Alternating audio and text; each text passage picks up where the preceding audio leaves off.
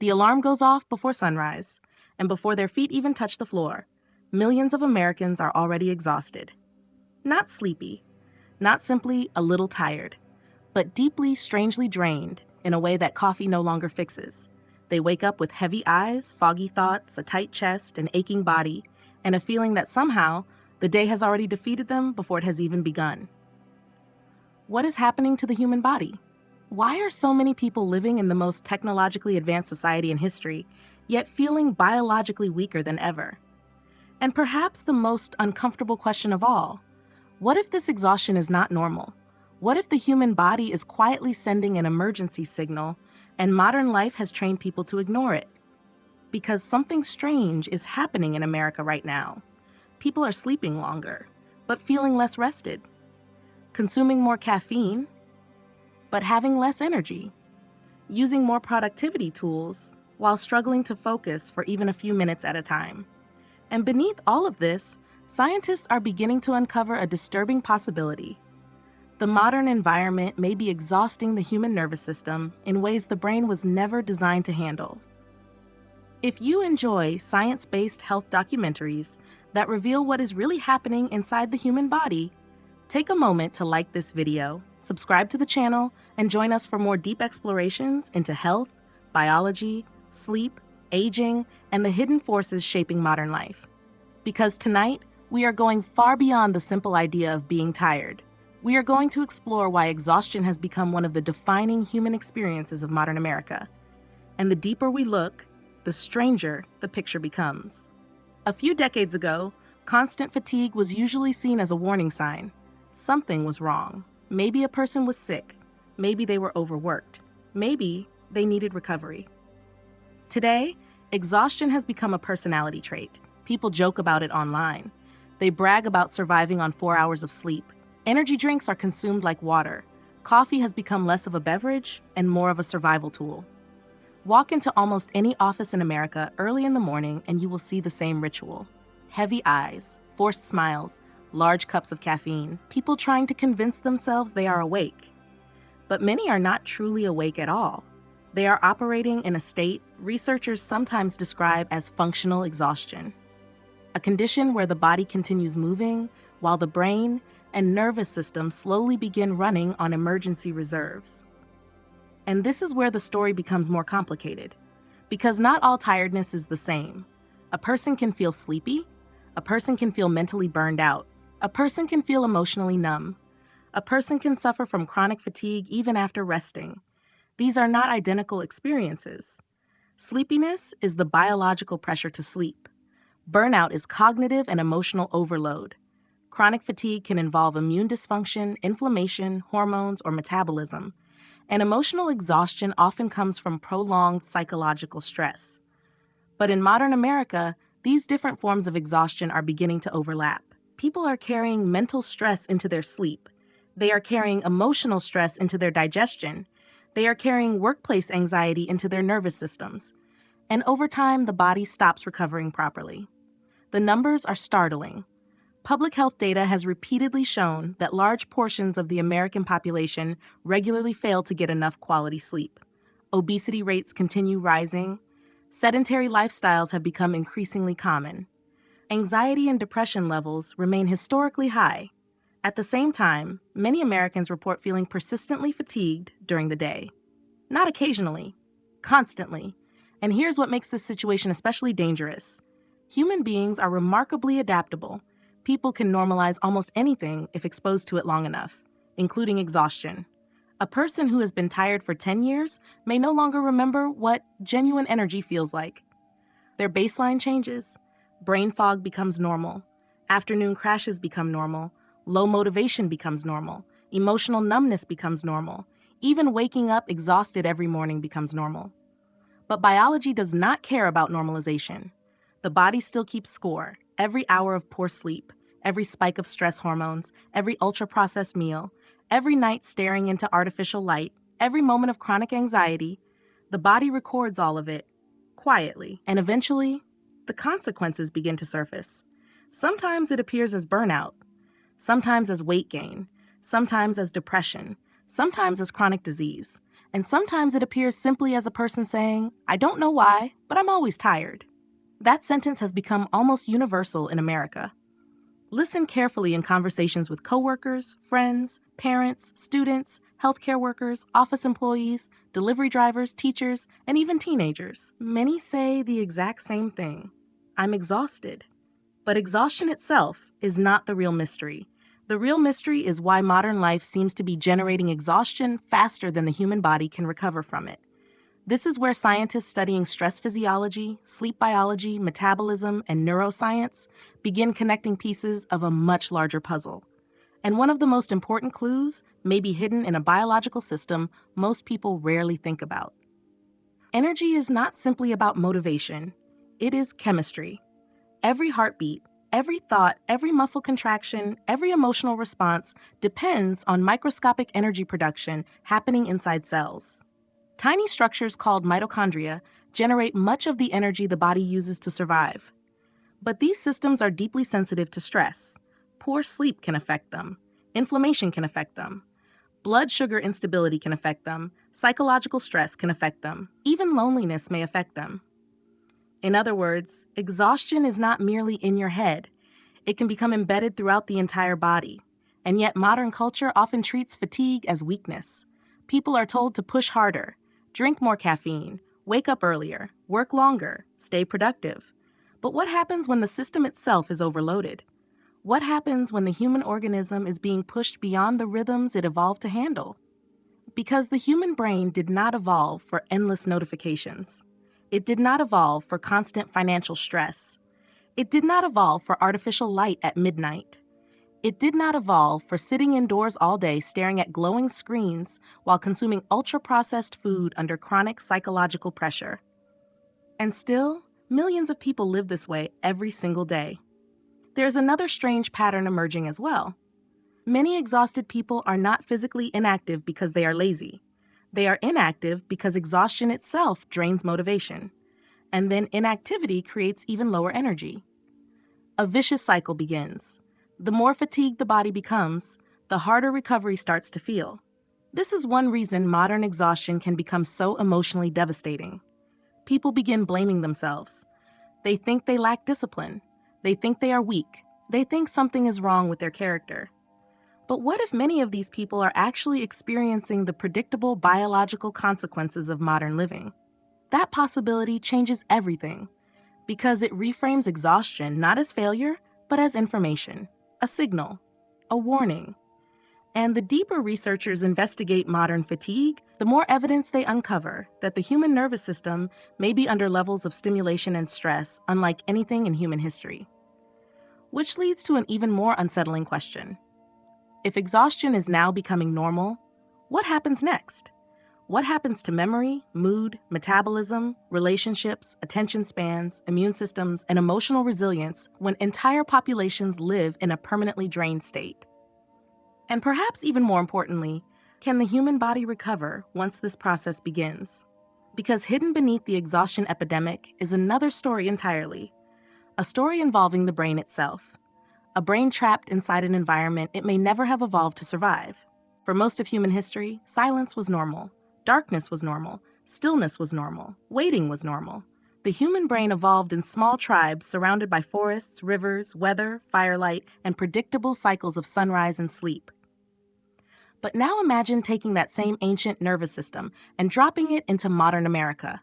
A world of glowing screens, constant alerts, breaking news every hour, infinite scrolling, traffic noise, advertising, emails at midnight, work messages during dinner, notifications before sunrise, and then expecting the human brain to remain calm inside all of it, because something extraordinary has happened over the last few decades. Human technology evolved faster than human biology, and the gap between the two may be quietly exhausting millions of nervous systems every single day. This idea is sometimes called evolutionary mismatch theory. The concept is simple, but deeply unsettling. The human body evolved for one environment. Modern civilization created another, and the brain may still be struggling to adapt. For hundreds of thousands of years, human attention focused mostly on immediate survival: food, weather, social connection, danger, movement, rest. The brain developed to respond intensely to novelty because novelty once carried survival value. A sudden sound in the bushes could mean a predator. A new face entering camp could mean danger or opportunity. A change in weather could determine whether people survived the night. The brain became highly sensitive to information because information once helped keep humans alive. But now the modern environment exploits those same ancient survival circuits continuously. Every notification triggers curiosity. Every social media update triggers anticipation. Every headline competes for emotional attention. The result is something the human nervous system may never have encountered before in biological history. Continuous psychological stimulation. Not occasionally, constantly. And the brain pays a price for that. One of the most important chemicals involved in this process is dopamine. Many people misunderstand dopamine as a simple pleasure chemical, but neuroscientists describe it more accurately as a motivation and anticipation signal. Dopamine rises when the brain expects something rewarding, surprising, or socially important. This system once helped humans stay alert to opportunities in nature.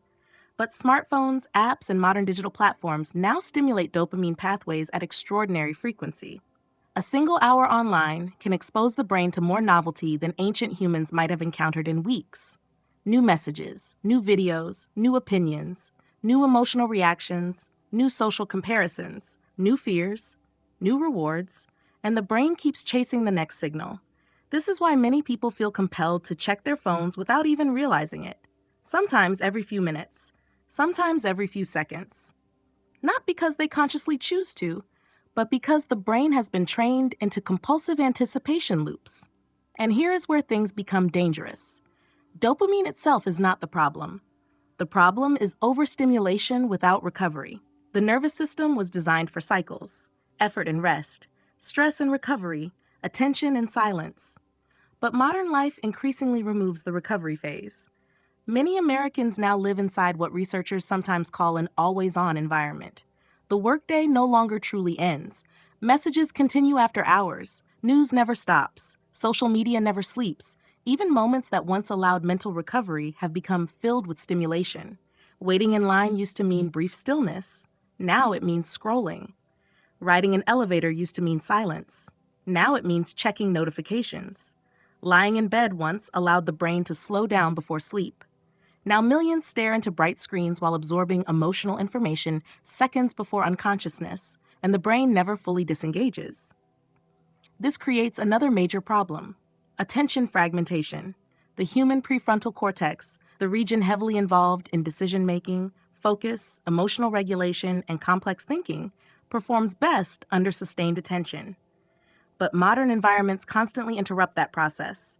A person begins answering an email, a notification appears, they switch tasks, a text message arrives, they check social media, a video recommendation appears, another email arrives, a news alert interrupts everything. The brain is forced into rapid context switching.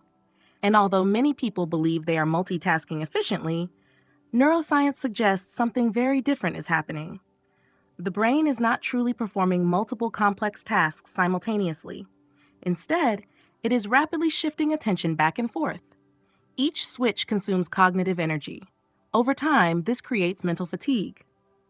Researchers studying cognitive overload have found that constant interruptions can reduce focus, impair memory, increase stress hormones, and drain mental performance. In other words, distraction itself is exhausting. This may explain why many people now feel mentally depleted even after relatively sedentary days. The exhaustion is neurological. The brain burns enormous energy managing attention. In fact, although the brain represents only a small percentage of total body weight, it consumes a disproportionately large amount of the body's energy resources. Thinking itself is metabolically expensive, and modern life forces the brain into nonstop information processing. There is another layer to this problem that many people never notice until it becomes severe: decision fatigue. Every day, the modern brain navigates thousands of choices: what to wear, what to eat, what to watch, what to buy, which message to answer, which headline matters, which notification deserves attention.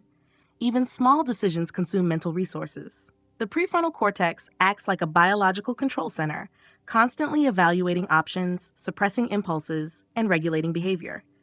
But unlike machines, human cognitive control has limits. As mental resources become depleted, decision quality often worsens. People become more impulsive, more emotionally reactive, more mentally drained. This helps explain a strange pattern many exhausted people experience. By evening, even tiny tasks can feel overwhelming. Cooking dinner feels exhausting. Responding to messages feels exhausting. Making simple plans feels exhausting. The brain is not merely tired from physical labor, it is overloaded from cognitive saturation. And yet the stimulation continues. Because modern technology is designed to capture attention for as long as possible. Entire industries now compete for human focus. Social media platforms, streaming services, news organizations, advertisers, and apps all fight to keep the brain engaged, and they are extraordinarily effective at it. The average person may consume massive amounts of information daily without realizing how deeply it affects the nervous system, especially negative information. Human brains evolved with a negativity bias. Threatening information naturally captures more attention because survival once depended on detecting danger quickly. Modern media environments exploit this ancient survival instinct relentlessly. Fear spreads faster than calm. Outrage spreads faster than nuance. Stress captures attention more effectively than peace. And so millions of nervous systems remain trapped in low-level psychological alertness almost all the time. This activates stress pathways inside the body. Two major chemicals involved in this process are cortisol and adrenaline. In short bursts, these hormones are extremely useful. They increase alertness, raise heart rate, sharpen attention, prepare the body for survival. But chronic activation creates wear and tear throughout the nervous system. The body was never designed to remain in prolonged fight-or-flight mode. Yet many Americans now live exactly that way. Emails trigger stress, bills trigger stress, news triggers stress, social comparison triggers stress, workplace instability triggers stress. Even rest becomes stressful because people feel guilty for slowing down. And slowly, the nervous system loses flexibility. People begin feeling restless during silence, uncomfortable without stimulation, anxious during stillness. The brain adapts to constant input, and calmness itself starts feeling unfamiliar. This may be one reason genuine recovery has become so difficult in modern life. Recovery requires disengagement, but many people never truly disengage anymore. Their bodies stop moving at night, but their brains keep running. Thoughts continue, notifications continue, mental stimulation continues, and eventually the nervous system begins showing signs of overload. Brain fog, irritability, poor concentration, emotional exhaustion, sleep disruption, memory problems, mental fatigue. The symptoms appear gradually enough that many people barely notice the transformation. Until one day they realize something unsettling. They cannot remember the last time they truly felt rested. And beneath all of this, another question quietly emerges. If the modern environment is overwhelming the human brain during waking hours, what happens when those same patterns begin invading sleep itself? Because millions of exhausted Americans are not only overstimulated during the day, they are carrying that neurological chaos directly into the night. Every night across America, millions of people perform the same ritual. The lights go out, the body collapses into bed, eyes close, hours pass, and yet the next morning they wake up exhausted again. Not refreshed, not restored, just slightly less tired than before, as if sleep itself is no longer working properly. And that may be closer to the truth than most people realize. Because one of the biggest misconceptions about exhaustion is the belief that sleep and recovery are automatically the same thing. They are not. A person can be unconscious for 8 hours and still fail to achieve deep biological restoration. In fact, modern science is revealing something deeply troubling. Millions of Americans are sleeping every night while their brains and bodies remain trapped in states of physiological stress. The result is a population growing increasingly exhausted, despite spending nearly one-third of life in bed. And the deeper researchers investigate America's sleep crisis, the more they uncover evidence that modern civilization may be systematically disrupting one of the most important biological systems humans possess: sleep itself. For most of human history, human sleep followed natural rhythms. Sunlight regulated wakefulness, darkness triggered biological recovery. the nervous system synchronized with predictable environmental cycles. But modern life shattered those rhythms. Artificial light extended the day deep into the night, shift work disrupted circadian timing, screens invaded bedrooms, stress followed people into bed, and slowly the architecture of human sleep began changing. This matters because sleep is not simply turning the brain off. Sleep is an active biological process. During healthy sleep, the brain cycles through multiple stages, each serving different restorative functions. Light sleep, deep sleep, rapid eye movement sleep. These stages form what scientists call sleep architecture. And when that architecture becomes disrupted, recovery suffers. Deep sleep is especially important. During deep sleep, the body performs some of its most critical repair processes. Growth hormone release increases, tissue repair accelerates, immune regulation improves, energy restoration begins. Meanwhile, the brain activates another extraordinary system many people have never heard about: the glymphatic system. This system acts almost like a nighttime cleaning mechanism for the brain. During deep sleep, cerebrospinal fluid circulates more efficiently through brain tissue, helping remove metabolic waste products that accumulate during waking hours. In simple terms, the brain literally cleans itself during sleep. But there is a problem. Modern Americans are increasingly losing access to the deepest stages of restorative sleep, and the causes are everywhere. One of the biggest is artificial light, especially blue light.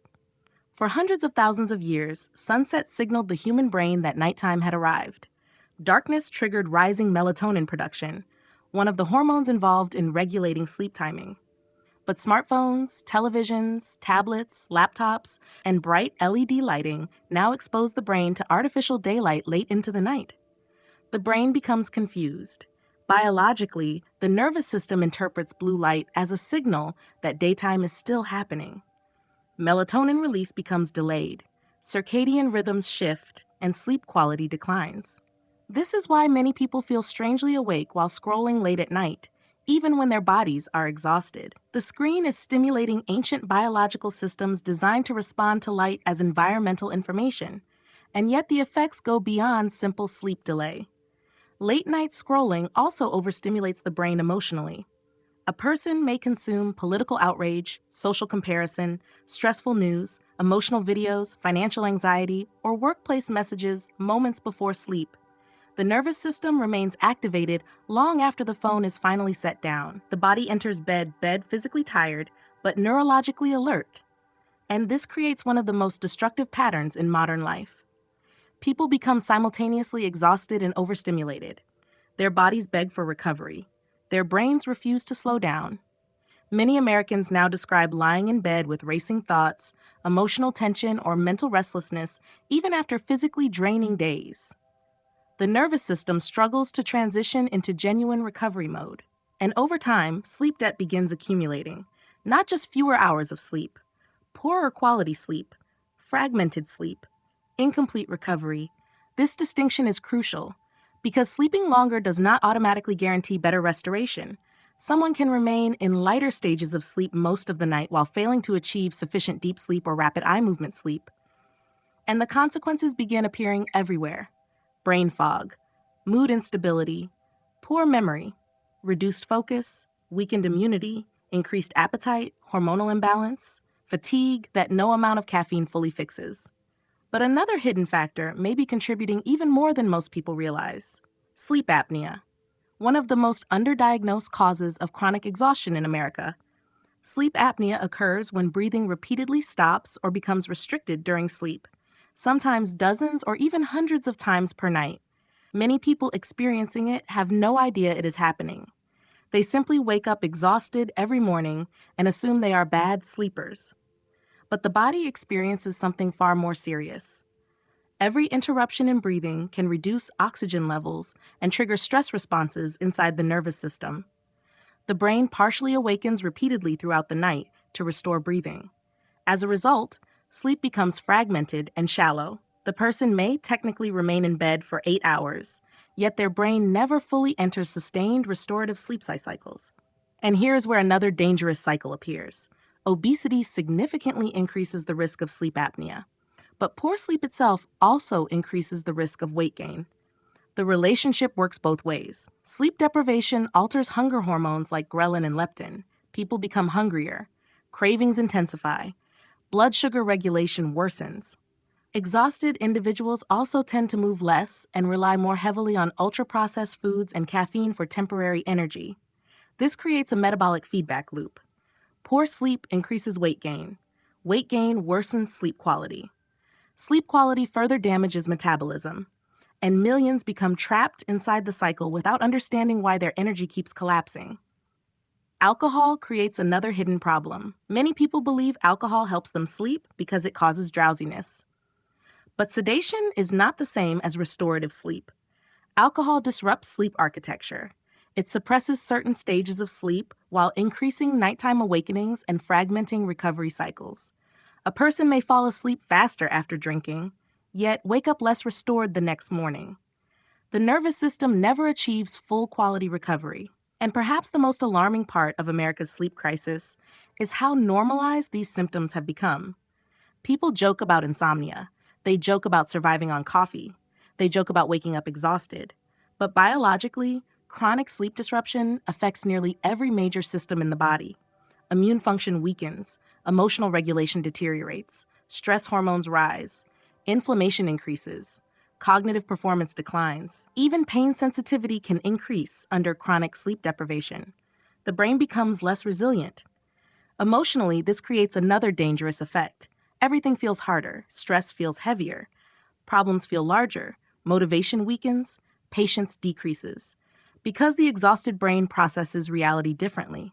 Sleep deprivation directly affects the prefrontal cortex, the same region involved in emotional regulation, attention, impulse control, and rational thinking.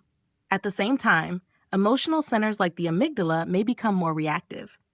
In other words, an exhausted brain becomes biologically more vulnerable to stress, fear, irritability, and emotional overwhelm. And modern America may be producing this condition at massive scale. There is another mystery researchers continue investigating as well. Why do some exhausted people seem unable to fully recover even after sleeping longer for days or weeks? Part of the answer may involve the nervous system itself. Because chronic stress does not simply affect waking life, it can invade sleep physiology too. A nervous system trapped in prolonged hypervigilance struggles to fully relax even during unconsciousness. The body may remain subtly alert throughout the night. Heart rate stays elevated. Stress hormones remain dysregulated. Sleep becomes lighter and more fragmented, and slowly recovery efficiency declines. This is why some people wake up feeling as if they fought a battle in their sleep instead of recovering from the previous day. Their bodies never fully exited survival mode. And hidden beneath all of this lies another uncomfortable truth. The modern lifestyle is not only exhausting the brain through stress and stimulation, it may also be damaging the body through something far more physical. Something Americans consume every single day: food. A strange thing happens to millions of Americans every single day. They eat and then suddenly feel exhausted, not satisfied, not energized, but heavy, foggy, slow, sleepy, sometimes within minutes.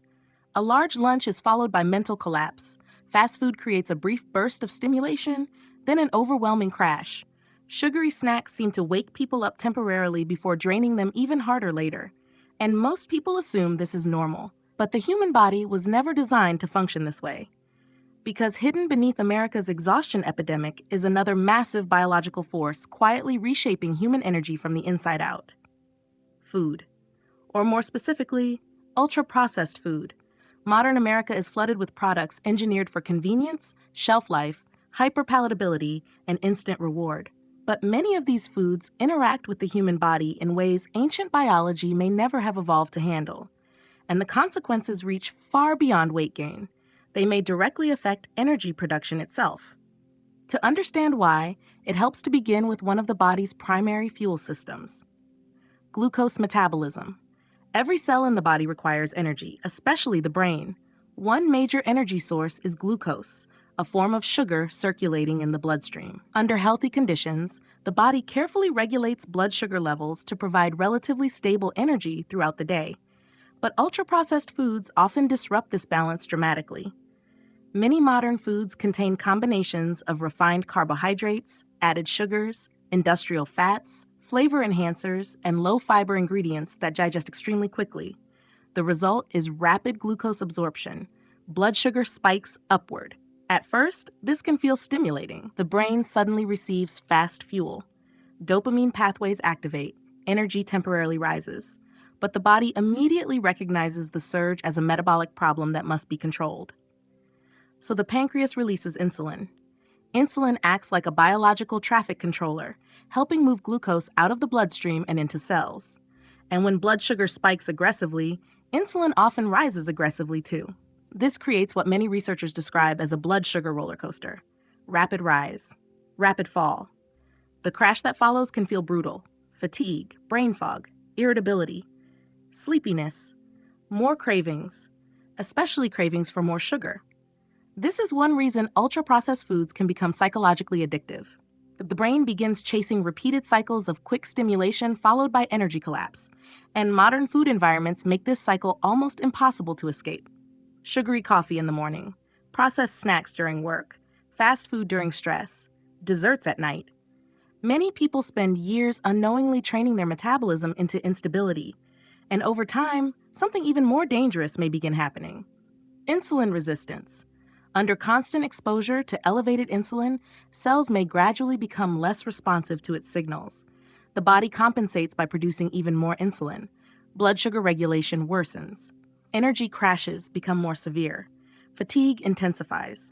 This process plays a major role in metabolic dysfunction, prediabetes, and type 2 diabetes, conditions now affecting enormous portions of the American population. But even before disease develops, unstable blood sugar alone can create profound exhaustion, especially in the brain. The human brain requires enormous energy stability. When glucose levels swing wildly, mental performance often suffers. Concentration weakens. Motivation declines. Mood becomes unstable.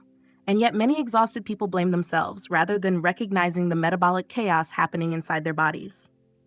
There is another reason ultra-processed foods affect energy so deeply.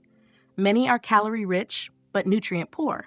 This creates one of the strangest paradoxes in modern America.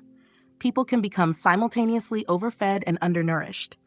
The body receives plenty of calories, but insufficient micronutrients, vitamins, minerals, fiber, phytonutrients. Many biological systems involved in energy production depend on these nutrients functioning properly. Mitochondria, the microscopic structures responsible for generating cellular energy, require nutritional support to operate efficiently.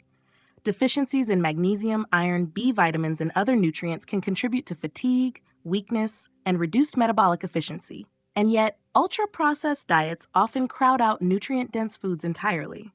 The body becomes trapped in a state where energy intake remains high, while true biological nourishment declines. This may partially explain another mystery of modern exhaustion: why so many people feel tired despite eating constantly. Because fullness is not the same thing as nourishment, and the effects do not stop at metabolism. The digestive system itself may also be involved in the fatigue epidemic.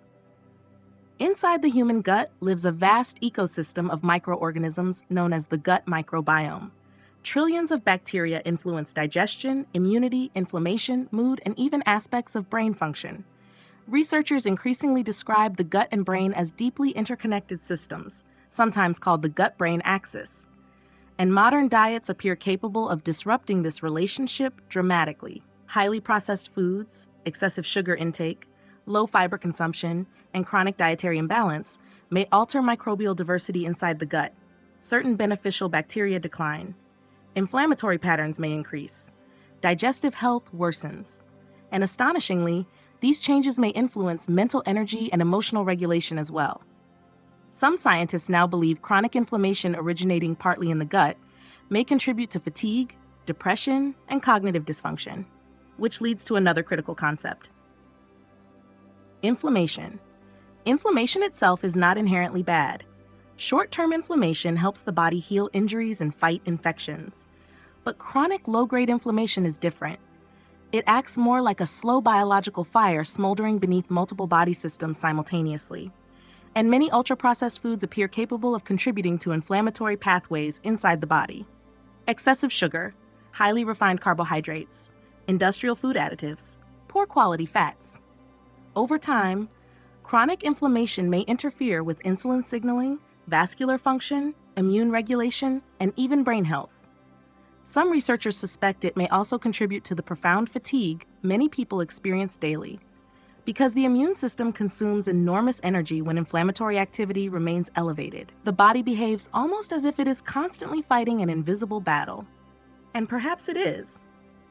Another controversial topic frequently discussed in nutrition science involves seed oils and heavily processed fats. While scientific debates continue regarding the precise mechanisms and long-term effects, many researchers agree that excessive consumption of heavily processed foods rich in poor quality fats may contribute to metabolic imbalance and inflammatory stress when combined with high sugar intake and sedentary lifestyles. The larger pattern matters most. Modern diets increasingly prioritize convenience, hyperpalatability, and mass production over biological compatibility, and the human body appears to be struggling under the weight of that experiment. This brings us back to one of the strangest symptoms many people experience after eating: sleepiness. Why do so many Americans feel exhausted immediately after meals? Part of the answer involves blood sugar instability, but digestion itself also requires energy. Large meals redirect blood flow toward the digestive system. Insulin rises. Inflammatory signals may increase. The nervous system shifts toward digestive activity. When meals are excessively large, highly processed, or metabolically disruptive, the post-meal energy crash can become severe, especially when combined with poor sleep and chronic stress. And modern food environments encourage exactly these patterns: oversized portions, sugary beverages, late-night eating, constant snacking. The body rarely receives true metabolic rest. Instead, insulin and digestive systems remain activated almost continuously, and gradually the nervous system begins paying the price. There is another hidden psychological dimension to processed food as well. Exhausted people often crave fast energy. Sugar and highly processed foods provide immediate stimulation. But because the relief is temporary, cravings return again and again. A vicious cycle emerges. Fatigue drives cravings. Cravings worsen metabolic instability. Metabolic instability increases fatigue, and millions become trapped inside biological loops they barely understand. This may help explain why modern exhaustion often feels so difficult to escape. The problem is rarely just one thing. Sleep affects metabolism. Stress affects digestion. Food affects hormones. Hormones affect energy. Everything is connected. And beneath all of it, the human organism keeps trying to adapt to conditions it may never have evolved to endure. But perhaps the most alarming part of this entire story is not simply what ultra-processed food does to the body. It is why so many people rely on it in the first place. Because exhaustion itself changes human behavior. Tired people seek convenience. Stressed people seek comfort. Burned-out nervous systems seek quick dopamine and fast relief. And modern America provides endless opportunities for all of it, which raises another disturbing possibility.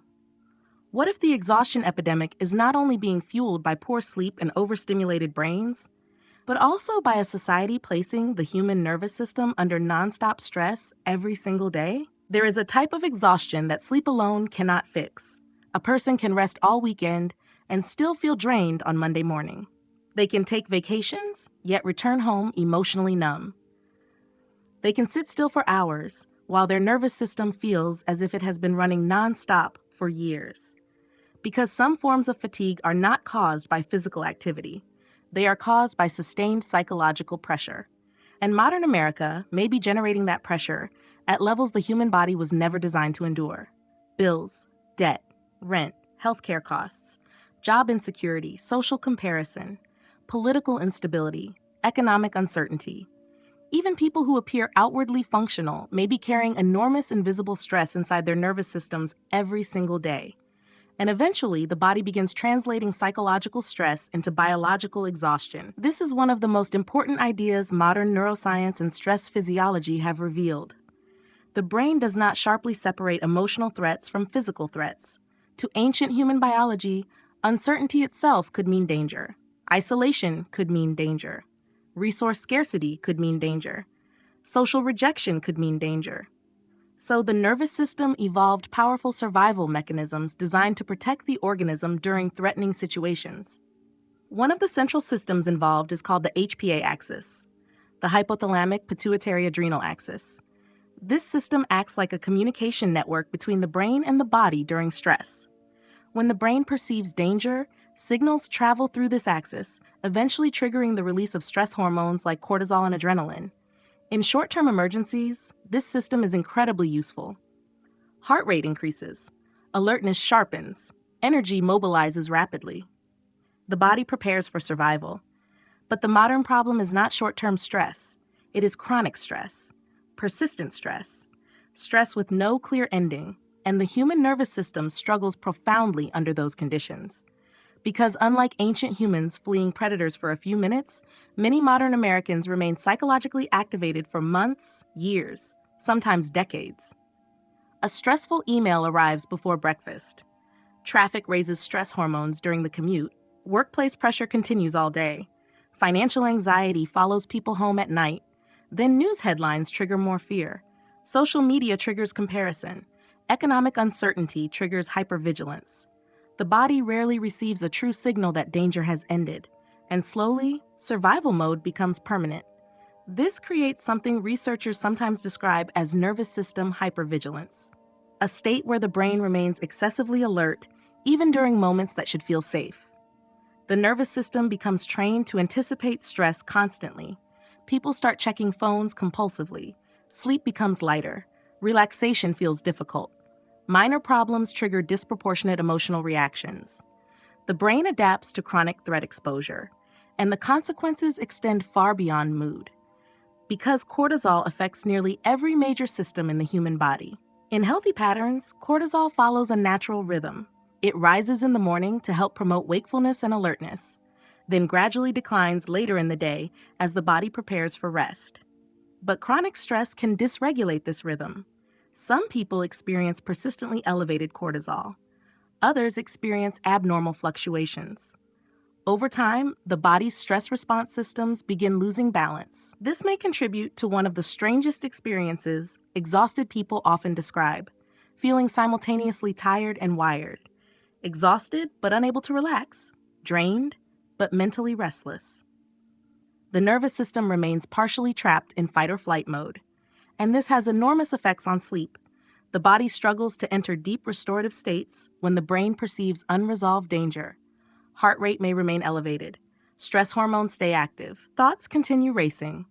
Even during unconsciousness, the nervous system may remain subtly alert. This is why chronic stress and insomnia are so deeply connected.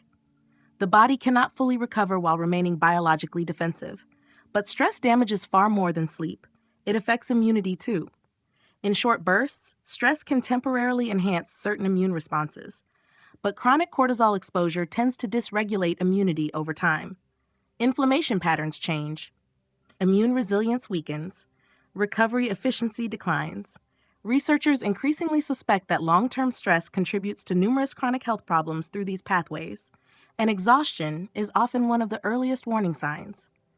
Digestion also suffers under chronic stress. This is not accidental. During immediate survival situations, the body prioritizes escaping danger over digesting food. Blood flow shifts away from digestive processes toward muscles and alertness systems. In short emergencies, this is adaptive. But when stress becomes constant, digestion may remain chronically impaired. Many stressed individuals experience bloating, acid reflux, digestive discomfort, irregular appetite, changes in bowel patterns. The gut and nervous system remain in continuous communication. When the brain feels unsafe, the digestive system often responds. And because digestion influences nutrient absorption and metabolic health, prolonged stress may gradually affect energy production itself. This is one reason chronic stress becomes physically exhausting even without intense physical activity. The body is spending enormous biological resources maintaining survival readiness, all day, every day. Another critical system affected by chronic stress involves mitochondria, the tiny energy-producing structures inside cells. Under persistent stress exposure, mitochondrial efficiency may decline. The body becomes less effective at producing stable energy. Fatigue deepens, and eventually emotional exhaustion and physical exhaustion begin merging together. This distinction matters because many people believe emotional stress is just mental, but emotional exhaustion is biological. Grief changes physiology, Fear changes physiology. Burnout changes physiology. The nervous system does not simply imagine stress, it embodies it. Researchers studying burnout have observed measurable changes involving emotional regulation, stress responsiveness, cognitive function, and fatigue patterns. And modern work culture may be accelerating the problem dramatically. Many Americans now exist inside environments of constant productivity pressure. The expectation to always respond, always perform, always optimize, always stay available. Rest itself often becomes associated with guilt. People feel anxious while relaxing because their nervous systems have become conditioned to nonstop output. Even weekends fail to restore them fully. Because true recovery requires more than physical inactivity, it requires nervous system safety, and millions of people no longer feel psychologically safe enough to truly relax. There is another invisible form of exhaustion spreading through modern society as well: the fatigue of uncertainty. Human beings tolerate hardship better when hardship feels predictable. But uncertainty creates a special kind of stress: economic instability, fear of layoffs, medical debt, housing insecurity, social instability. The brain constantly scans for possible threats, and unresolved uncertainty keeps the nervous system activated. This helps explain why chronic anxiety can feel physically draining even without visible external activity. The brain is consuming enormous energy preparing for potential danger, hour after hour, day after day. There is also growing evidence that prolonged stress changes the brain itself. Chronic cortisol exposure may affect regions involved in memory, emotional regulation, and decision-making. The amygdala, heavily involved in fear processing, may become more reactive. Meanwhile, areas associated with rational control and emotional balance may become less efficient under prolonged stress exposure. In simple terms, the stressed brain gradually becomes more sensitive to stress. A vicious cycle forms. Stress increases exhaustion. Exhaustion reduces resilience. Reduced resilience amplifies stress. And modern environments keep feeding the cycle continuously. This may be why so many people now describe feeling emotionally numb. Not dramatically sad. Not dramatically emotional. Just depleted. Flat. As if the nervous system has burned through its emotional reserves trying to survive modern life. And perhaps one of the saddest parts of all is how invisible this exhaustion often becomes. People continue functioning outwardly, going to work, answering messages, paying bills, completing tasks, but internally their nervous systems remain overwhelmed. Eventually, many stop asking whether their exhaustion is normal. They simply assume adulthood is supposed to feel this way. But the body keeps sending signals: fatigue, brain fog, insomnia, digestive problems, irritability, low motivation, not as weakness, but as biological communication. And hidden beneath America's stress epidemic lies another uncomfortable possibility. What if millions of exhausted people are not merely overworked or emotionally drained, but unknowingly suffering from underlying physical conditions, silently destroying their energy from within? Sometimes exhaustion is not caused by laziness, not by lack of discipline, not by weak motivation, not even primarily by stress. Sometimes the body itself is quietly struggling beneath the surface. And millions of Americans may be walking through life carrying hidden biological problems they do not even realize they have. This is one of the most dangerous aspects of chronic fatigue. The symptoms often develop slowly, so slowly that people adapt to them. A little more tired each year, a little more brain fog, a little less motivation, a little less resilience, until eventually exhaustion becomes part of their identity. They stop asking why, but the body almost always has reasons, and many of those reasons are surprisingly common. One of the simplest and most widespread is iron deficiency. Iron plays a critical role in oxygen transport. Inside red blood cells is a protein called hemoglobin, which helps carry oxygen throughout the body. Without sufficient iron, oxygen delivery becomes less efficient. And when tissues receive less oxygen, energy production suffers. This is especially important because the body's cells rely heavily on oxygen to generate energy inside mitochondria, the microscopic structures responsible for producing cellular fuel. When oxygen delivery weakens, fatigue often follows. People with low iron may experience exhaustion, shortness of breath, dizziness, brain fog, cold hands and feet, poor concentration. But because symptoms often appear gradually, many individuals normalize them for years. especially women whose iron needs may fluctuate due to menstruation, pregnancy, or dietary patterns. And yet, iron is only one piece of the puzzle. Another silent energy problem affecting enormous numbers of Americans involves vitamin D deficiency. Humans evolved under regular sunlight exposure, but modern life increasingly happens indoors. Office buildings, cars, screens, artificial lighting. As outdoor time declines, vitamin D deficiency has become remarkably common, and vitamin D influences far more than bone health. It affects immune regulation, inflammation, muscle function, mood, and possibly energy metabolism itself. Low vitamin D levels have been associated with fatigue, muscle weakness, depressive symptoms, and low overall vitality. Again, the symptoms are often subtle enough that people simply assume they are getting older or just tired. But biology may be telling a different story. Magnesium deficiency may also play a hidden role in exhaustion. Magnesium participates in hundreds of biochemical reactions throughout the body, including processes involved in muscle function, nervous system regulation, and cellular energy production. Modern diets high in processed foods often contain inadequate magnesium. Chronic stress may further deplete it, and low magnesium levels may contribute to fatigue, muscle tension, sleep disturbances, anxiety, heart rhythm irregularities. The nervous system depends heavily on proper mineral balance to function efficiently, but modern lifestyles frequently disrupt that balance. Then there is the thyroid gland, a small butterfly-shaped gland located in the neck, tiny in size, yet enormously powerful. The thyroid helps regulate metabolism, the rate at which the body uses energy. When thyroid hormone levels become too low, a condition called hypothyroidism may develop, and one of its most common symptoms is profound fatigue. The body slows down, energy production declines, mental clarity weakens, weight gain may occur, mood changes may appear, cold sensitivity increases. Some people describe feeling as though their entire system is operating in slow motion. And because symptoms overlap with ordinary stress and aging, thyroid disorders may go undiagnosed for long periods, especially when exhaustion has already become culturally normalized. Another increasingly widespread issue involves insulin resistance and prediabetes. Modern diets rich in ultra-processed foods, combined with sedentary lifestyles and chronic stress, may gradually impair the body's ability to regulate blood sugar efficiently. At first, symptoms can appear mild. Afternoon crashes, sugar cravings, brain fog after meals, constant hunger, low energy. But beneath those symptoms, metabolic dysfunction may already be developing. Cells become less responsive to insulin. The body struggles to maintain stable glucose control. Energy delivery becomes less efficient. And eventually, chronic fatigue can emerge long before full diabetes is diagnosed. This matters because the brain itself depends heavily on metabolic stability. When glucose regulation becomes chaotic, mental energy often becomes chaotic too. Then there is sleep apnea, one of the most overlooked exhaustion disorders in America.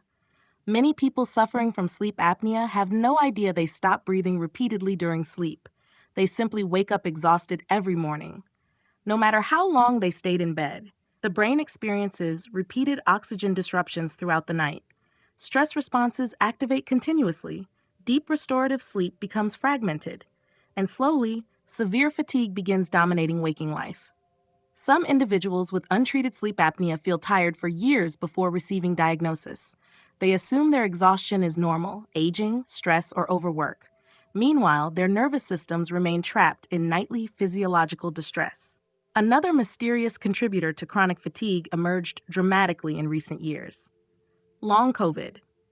Even after recovering from acute infection, some individuals continue experiencing persistent exhaustion, brain fog, shortness of breath, nervous system symptoms, and reduced exercise tolerance for months or longer.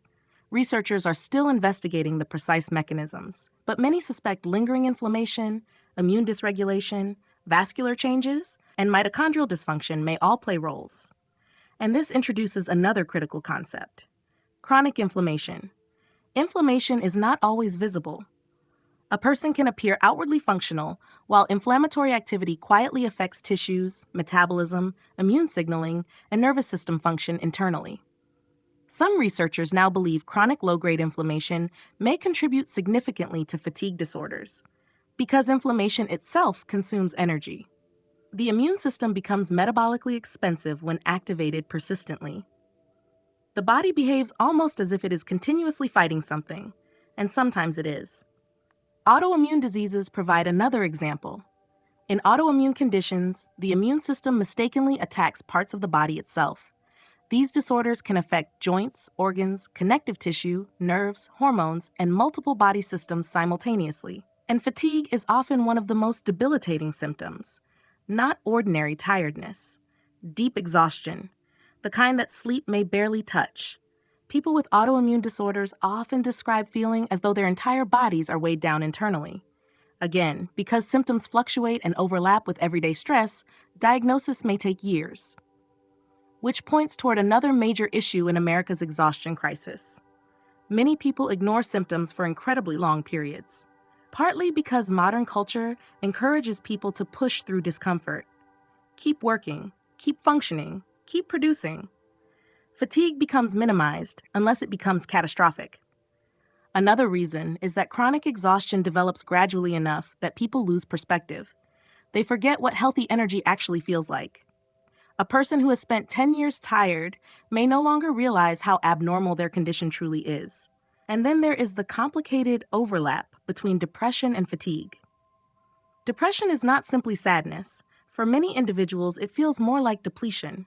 The nervous system loses vitality, motivation weakens, mental energy declines, physical heaviness appears. Some depressed individuals sleep excessively yet remain exhausted. Others cannot sleep at all. The relationship between mood and energy is deeply biological. Brain chemistry, inflammation, hormones, sleep regulation, stress pathways, and neurotransmitters all interact together. This is one reason exhaustion cannot always be separated neatly into physical or mental categories. The body and brain continuously influence one another, and beneath nearly all these conditions lies a common thread: energy production itself. At the deepest biological level, life depends on the body's ability to generate, distribute, and regulate energy efficiently. Oxygen transport matters. Hormones matter. Sleep matters. Nutrient status matters. Mitochondrial function matters. When multiple systems begin malfunctioning simultaneously, exhaustion becomes almost inevitable. And modern lifestyles may be creating conditions where several of these problems converge at once. Poor sleep, chronic stress, nutrient deficiencies, inflammation, metabolic dysfunction, sedentary behavior. The body absorbs the cumulative burden, which leads to another surprising paradox.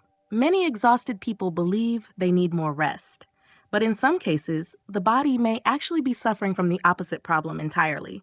Not too much movement, too little. At first glance, it seems completely logical. If people feel exhausted all the time, they should probably rest more. Sit down, slow down, avoid exertion. And yet modern science keeps uncovering a strange biological paradox. Too little movement may actually increase fatigue.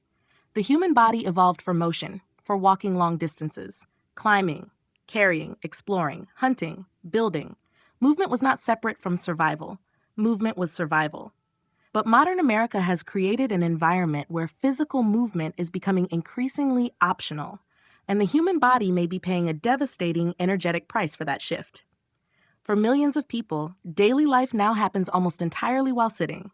Wake up, sit during breakfast, sit in traffic, sit at a desk, sit during meetings, sit during lunch, sit during the commute home, sit on the couch at night. Even entertainment has become passive. Streaming, scrolling, gaming, endless screen consumption. The body moves less than at almost any point in human history. And although this lifestyle may appear physically easier, biologically it creates profound consequences, especially for energy. One reason is that the human muscular system is deeply connected to metabolism. Muscles are not merely structures for movement, they are metabolically active organs.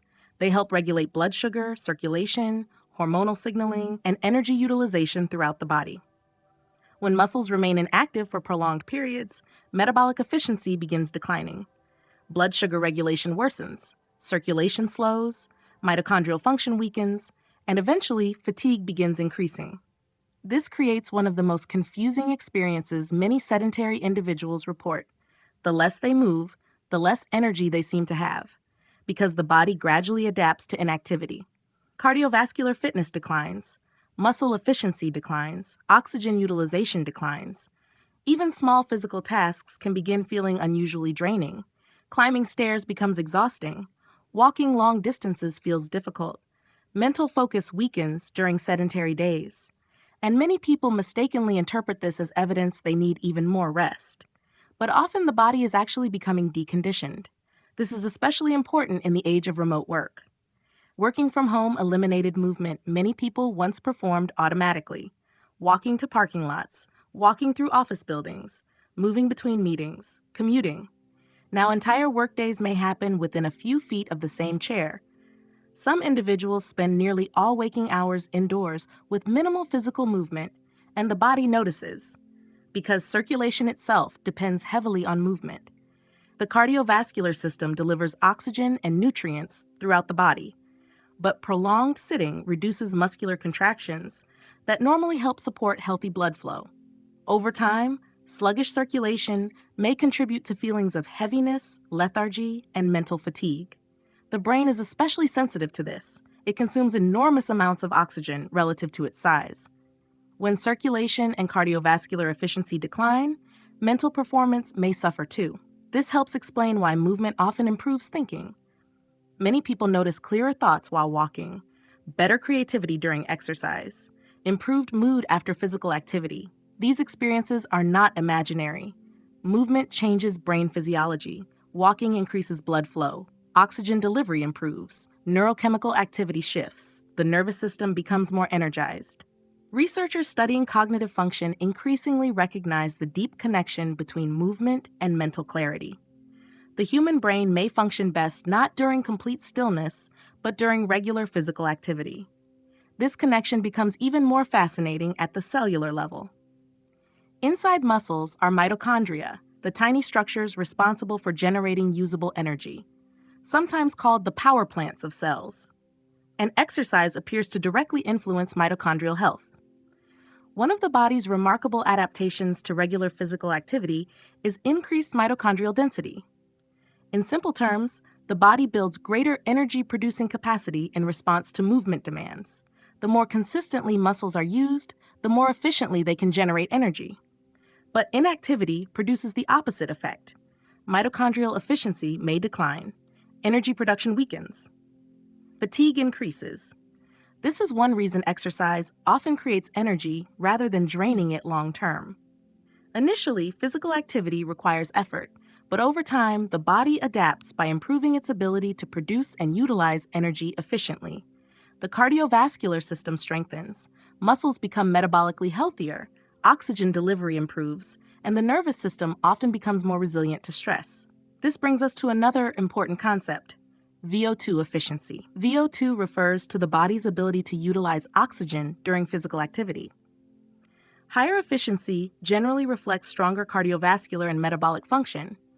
And oxygen matters because nearly every energy-producing process in the body depends on it.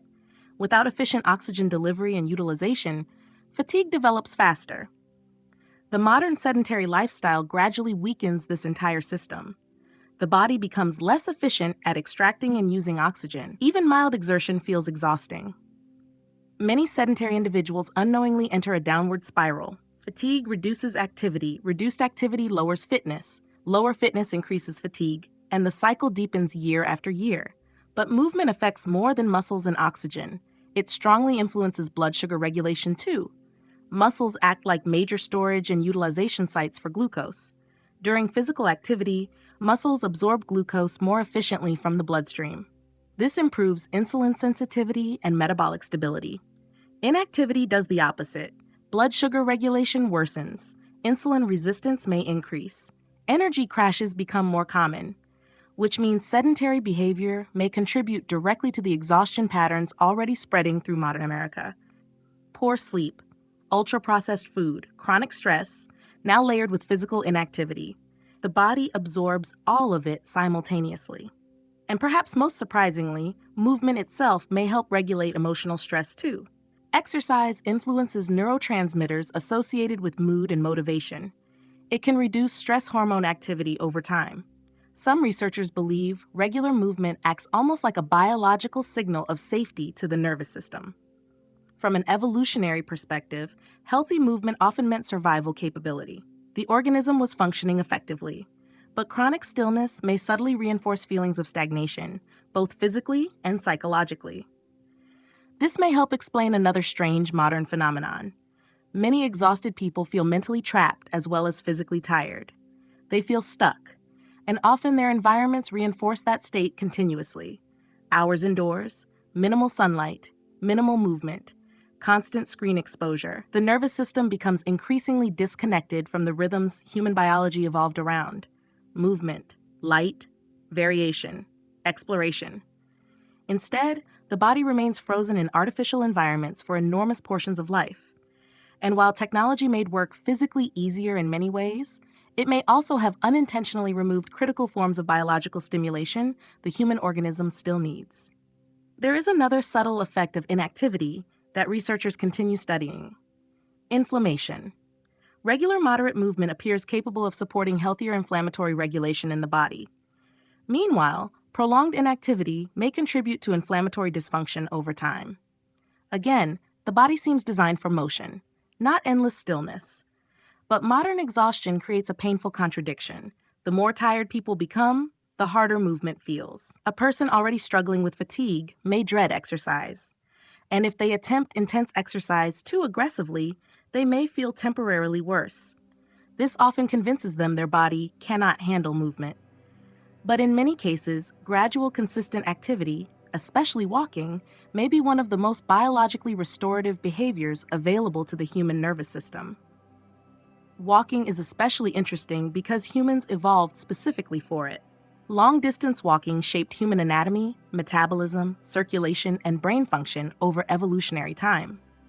Even now, walking appears to influence creativity, emotional regulation, stress reduction, cardiovascular health, and glucose metabolism simultaneously. And yet, modern environments increasingly eliminate even this most basic human behavior. People drive short distances, use elevators instead of stairs, order food without leaving home. Convenience grows, movement disappears. And perhaps beneath America's exhaustion crisis lies an uncomfortable truth many people do not want to hear. The human body was not designed for comfort without movement. It was designed for active engagement with the physical world. And when that engagement disappears, energy itself may slowly begin disappearing too. But there's another dimension to exhaustion that movement alone cannot fully explain. Because even people with healthy diets, decent sleep, and regular activity may still feel profoundly drained, especially when something even more fundamental begins disappearing from human life. Connection. There is a kind of exhaustion that no amount of sleep can fully repair, a heaviness that lives deeper than muscles.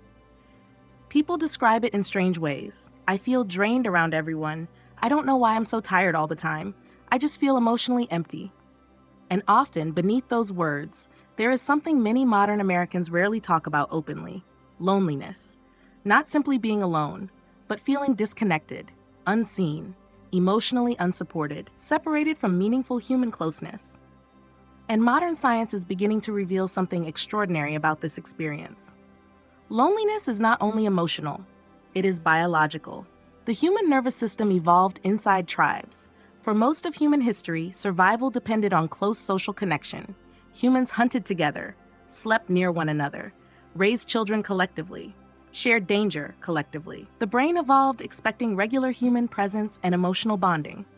In many ways, humans are not just intelligent organisms, they are social nervous systems. The brain continuously monitors relationships, belonging, emotional safety, facial expressions, tone of voice, and social acceptance. Connection itself became tied to survival. And this ancient wiring still exists inside modern humans today. But modern America has undergone a profound social transformation. People are more digitally connected than ever before, yet many feel increasingly isolated. Friends live farther apart, families scatter across states, communities weaken, neighborhood interaction declines, remote work increases physical isolation, social media replaces face-to-face conversation. Many people spend enormous portions of life interacting primarily through screens.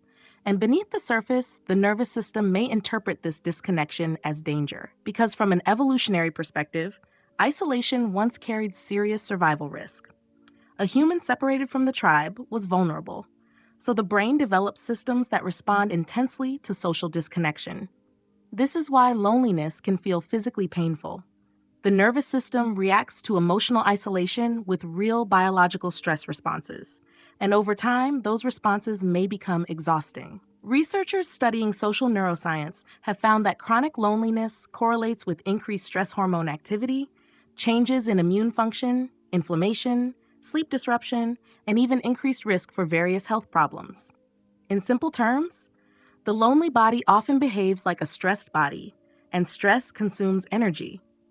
This connection becomes especially important when examining inflammation. Loneliness appears associated with elevated inflammatory markers in some individuals. Again, inflammation is not merely an abstract medical concept. It affects mood, energy, cognition, sleep, immune regulation. A chronically isolated nervous system may remain subtly defensive for long periods of time. The body begins preparing for threat, even when no visible physical danger exists. This may help explain why loneliness feels tiring. The nervous system is working harder than it should. And perhaps one of the saddest aspects of modern loneliness is how invisible it often becomes. A person can be surrounded by people and still feel profoundly disconnected, especially in environments where emotional authenticity feels unsafe. This introduces another hidden source of fatigue: emotional masking. Many people spend large portions of daily life managing appearances, pretending to feel fine, pretending to feel confident, pretending to feel emotionally stable, at work, online, in relationships. The nervous system continuously suppresses genuine emotional states in order to function socially, and that suppression itself consumes energy. The brain constantly monitors behavior, tone, facial expressions, and social responses. Over time, this creates psychological exhaustion, especially when people feel unable to express vulnerability honestly. Modern social media environments may intensify this problem dramatically.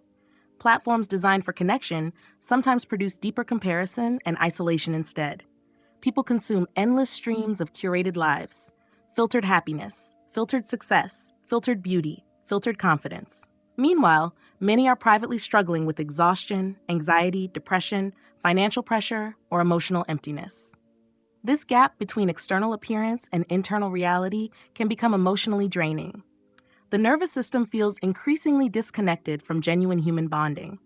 And despite thousands of online interactions, many people rarely experience the kinds of deep social regulation human biology evolved around: eye contact, physical presence, safe conversation, shared silence, touch, belonging. The human nervous system responds profoundly to these experiences. One important chemical involved is oxytocin. Often associated with bonding and trust, oxytocin plays roles in social connection, emotional safety, stress regulation, and attachment. Positive human interaction may help calm certain stress pathways in the nervous system. Safe relationships can literally change physiology. Heart rate stabilizes, stress responses soften, feelings of safety increase. In other words, healthy human connection is biologically regulating. And without enough of it, the nervous system may gradually become dysregulated.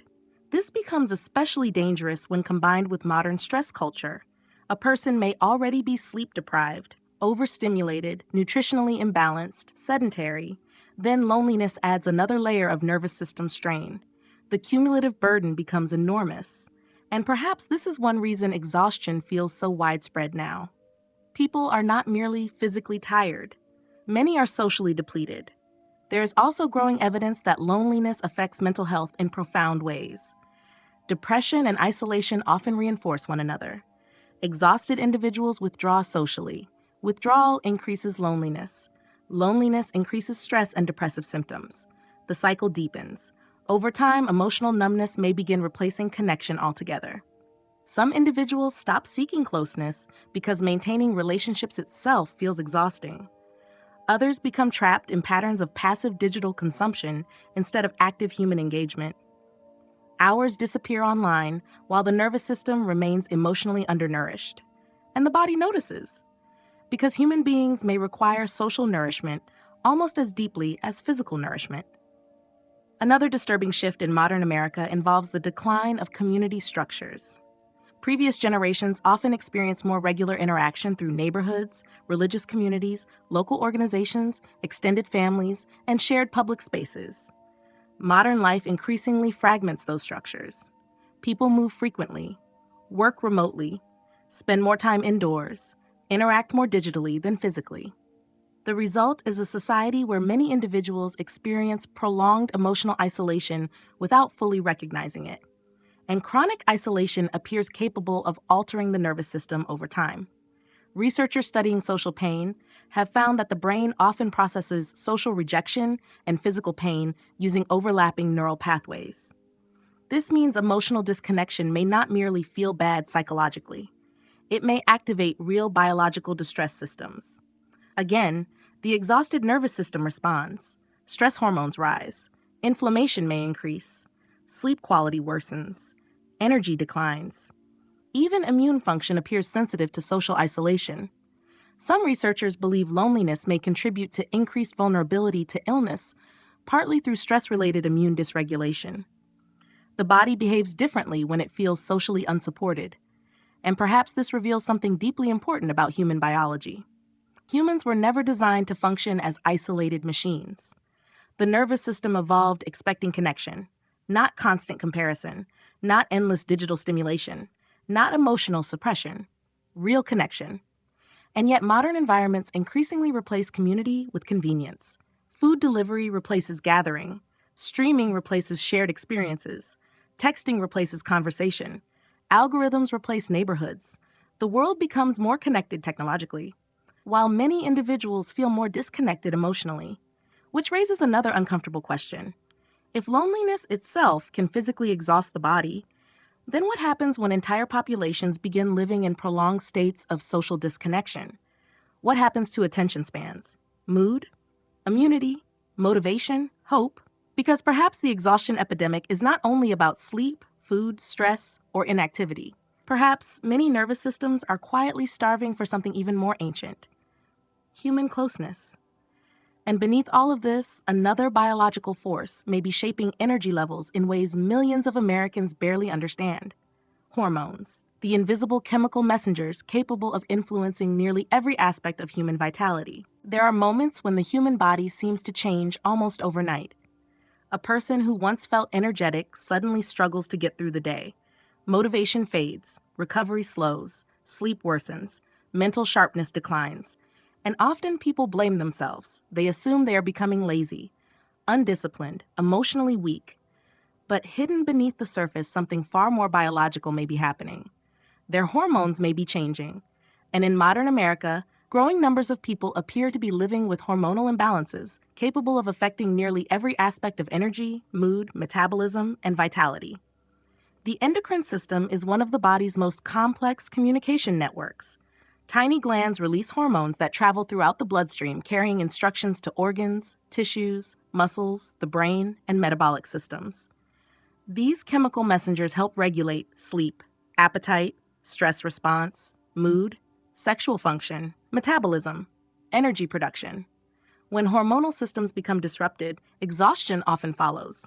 But because hormones operate invisibly, many people never realize what is happening inside their bodies.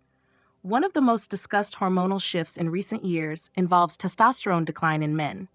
Testosterone influences far more than muscle growth or sexuality. It also affects motivation, energy levels, mood stability, recovery capacity, and overall vitality. Some researchers have observed gradual declines in testosterone levels across portions of the male population over recent decades. The reasons remain complex and likely involve multiple factors: chronic stress, poor sleep, obesity, sedentary lifestyles, metabolic dysfunction, environmental exposures. All may contribute. And when testosterone levels decline significantly, many men describe remarkably similar symptoms: persistent fatigue, brain fog, reduced motivation, low mood, loss of physical drive. Some feel as though their internal engine has weakened. But because cultural expectations often pressure men to appear strong and productive, many ignore symptoms for years. They continue functioning while their energy steadily deteriorates.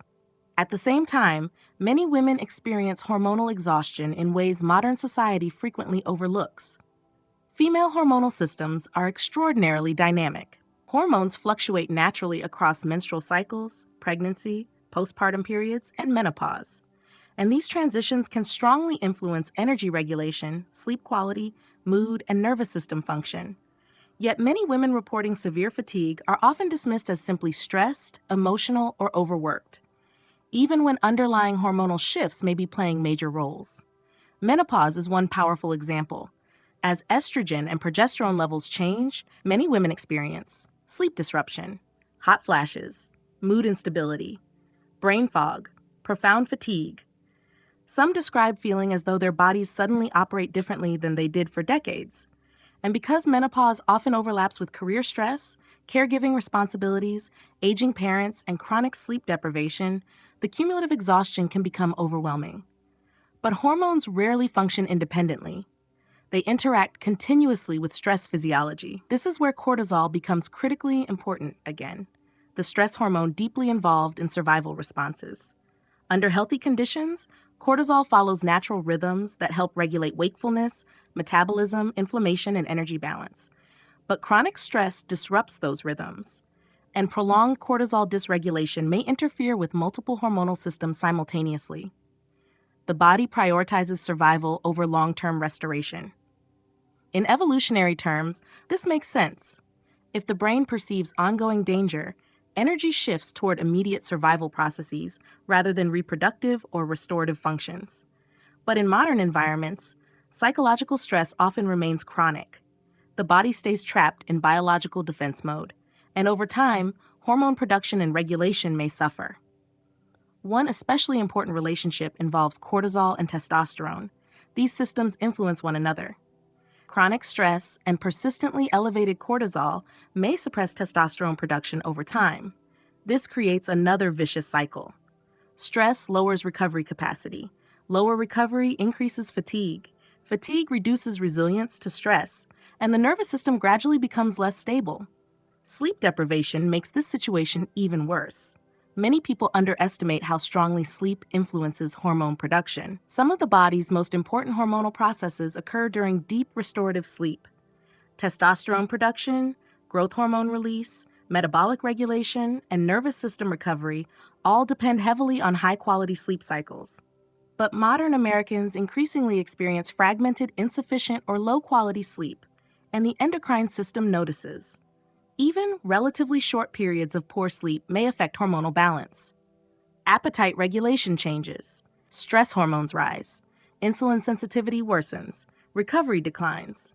This helps explain why exhausted individuals often experience intense cravings, emotional instability, reduced motivation, and worsening fatigue simultaneously. The body's communication systems are becoming dysregulated together. Obesity further complicates this picture. Fat tissue is not merely passive storage. It acts as an active endocrine organ capable of influencing hormonal activity throughout the body. As body fat increases significantly, hormonal regulation may become increasingly disrupted. Inflammation rises, insulin resistance worsens, sex hormone balance shifts. And because poor sleep, stress, inactivity, and ultra-processed diets all contribute to obesity risk, the entire exhaustion system begins feeding itself. Each problem amplifies the next. This may be one reason modern fatigue feels so difficult to escape. People are rarely dealing with one isolated issue. Instead, multiple biological systems become dysregulated simultaneously. Stress hormones, metabolic hormones, sleep hormones, appetite hormones, everything interacts. And hidden beneath much of this complexity lies the thyroid gland once again. Perhaps one of the most underestimated hormonal systems involved in energy regulation. The thyroid acts almost like the body's metabolic thermostat. Its hormones influence how efficiently cells produce and use energy. When thyroid activity becomes too low, the entire organism may begin slowing down. Fatigue deepens, mental clarity declines, motivation weakens, cold sensitivity increases. People often describe feeling slowed from the inside. And because symptoms may develop gradually over years, thyroid-related fatigue is frequently overlooked or misattributed to stress and aging. This highlights another major problem in modern health culture. Hormone-related fatigue is often dismissed, especially when laboratory values appear only mildly abnormal or symptoms seem vague. But the human body does not experience health in isolated numbers. It experiences cumulative physiology. A person may technically fall within normal ranges while still feeling profoundly exhausted due to the interaction of stress, sleep deprivation, inflammation, metabolic dysfunction, and hormonal imbalance together. The body operates as a network, not isolated compartments. Another hidden consequence of hormonal imbalance involves emotional regulation itself.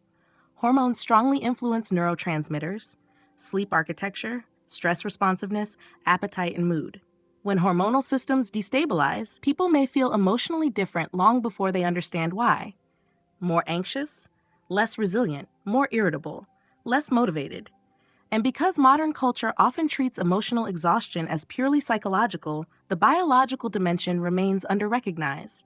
The nervous system and endocrine system continuously communicate. One affects the other constantly. This may be why so many exhausted people describe feeling unlike themselves. Their biology is shifting beneath the surface. And perhaps one of the most unsettling realities is how many factors in modern life appear capable of disrupting hormonal balance simultaneously. Poor sleep, artificial light exposure, chronic stress, sedentary behavior, ultra-processed diets, obesity, psychological overload. The endocrine system absorbs the pressure from all directions, and slowly energy begins fading. Not dramatically at first, quietly, until one day, a person realizes they no longer remember what genuine vitality feels like. But there is another reason many exhausted Americans keep pushing through despite depleted energy. A substance nearly the entire country relies on every single day. A stimulant so normalized most people barely think about it anymore. Caffeine.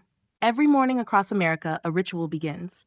Coffee machines roar to life, drive-through lines stretch around buildings, energy drinks crack open before sunrise, office workers clutch oversized cups like survival tools. And in many ways, they are, because millions of Americans are no longer using caffeine for enhancement. They are using it for basic functionality, to feel normal, to stay awake, to survive another day of exhaustion.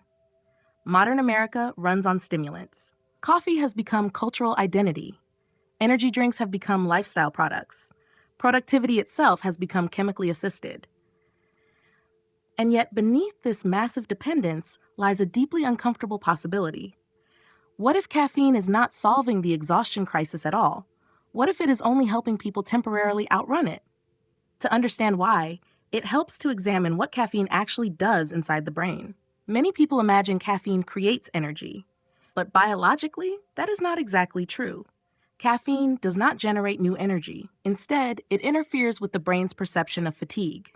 One of the key players involved is a molecule called adenosine. Throughout the day, adenosine gradually accumulates in the brain as a byproduct of normal activity. As adenosine levels rise, the brain begins recognizing growing sleep pressure. In simple terms, adenosine helps the body feel tired. It acts almost like a biological signal saying, "You have been awake long enough. Recovery is needed." Caffeine works primarily by blocking adenosine receptors. It temporarily prevents the brain from fully detecting fatigue signals. The result feels dramatic. Alertness increases, sleepiness decreases. Focus temporarily improves. But notice something important. The underlying exhaustion often remains there.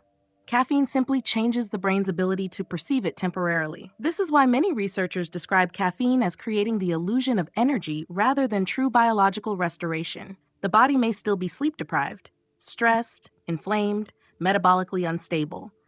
But the nervous system temporarily becomes less aware of the exhaustion.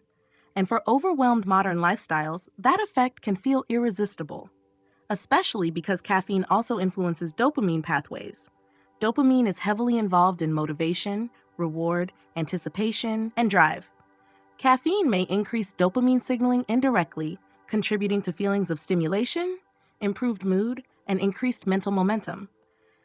This helps explain why coffee often feels emotionally comforting in addition to physically energizing.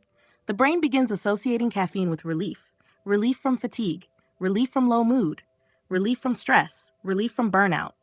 But the nervous system adapts surprisingly quickly. Over time, the brain may increase adenosine receptor sensitivity in response to repeated caffeine exposure.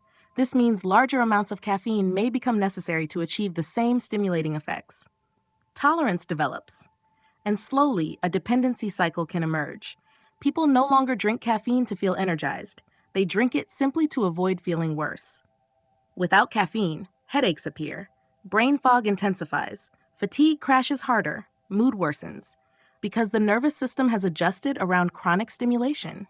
Meanwhile, the original exhaustion problem often continues worsening underneath.